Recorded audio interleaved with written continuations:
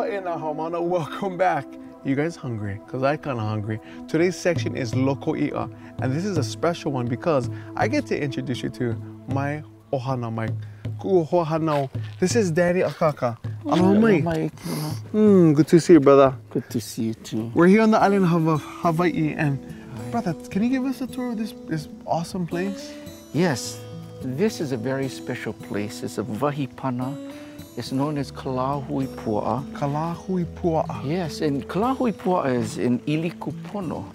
So it's a royal section of land within the Ahupua'a of Waimea, which is within the Moku, the district of Kohala, here on the Moku o Keawe, the island of Hawaii. Wow, and so this area around us, boys and girls, take a look at all this stuff around us. It's pretty cool. We got all of these fish ponds over here are called Loko Iʻa. And who made the Loko Iʻa? Well, these Loko Iʻa are natural to this island, to this land.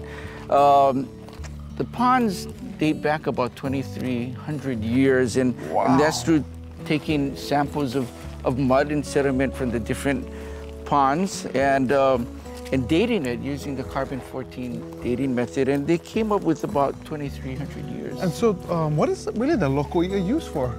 Well, the Loko Iʻa, at least in this case, are basically used to raise fish, mullet, and ava for the ali'i that would come and visit Kalāhuipua'a in the past.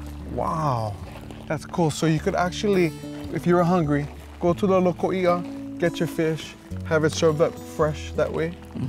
Wow, it's like a big refrigerator. Exactly. You know, the Loko Iʻa were really the icebox, the refrigerators for, you know, the ancient times. It always ensured the availability of fish even during the tough times. And so these ponds are basically for the ali'i, and that meant that there were kapu, there were restrictions on these ponds. And the people that lived here, who were the kahu and the kia'i, the keepers and the guardians of the ponds, basically maintained the Loko Iʻa. They would stock it with fingerling size or pua, both mullet and ava. They would make sure that the ponds were controlled of natural predators like the kaku, the barracuda, and the ulua that enter the ponds through the makaha. Yes, the makaha was really, I say, a technological innovation of the Hawaiians. They were really, you know, they kept this balance within the ponds, which was very critical to a successful fish pond. You know, only in Hawaii do you find the makaha or the sluice gate, and it was really an engineering feat, I think, and a great understanding of the tides, of the moon, the currents. You know, all of these things came into play in, you know, maintaining a Loko Iʻa, a fish pond. So you wouldn't even need a pole and you wouldn't even need to use your fish pole. No. You know, the makaha, you know, it serves several purposes. You know, it was engineered so that every time the tide would change, it would affect the levels of the ponds. As the tide went out, nutrients from the ponds would go out into the ocean, mainly through the makaha, attracting fish into the ponds. And of course, if they were small enough, they would fit in between the grade of poles.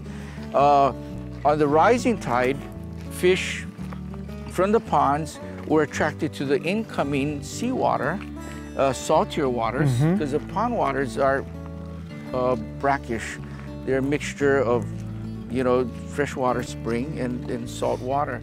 So on the incoming tide, larger fish would be attracted to the makaha.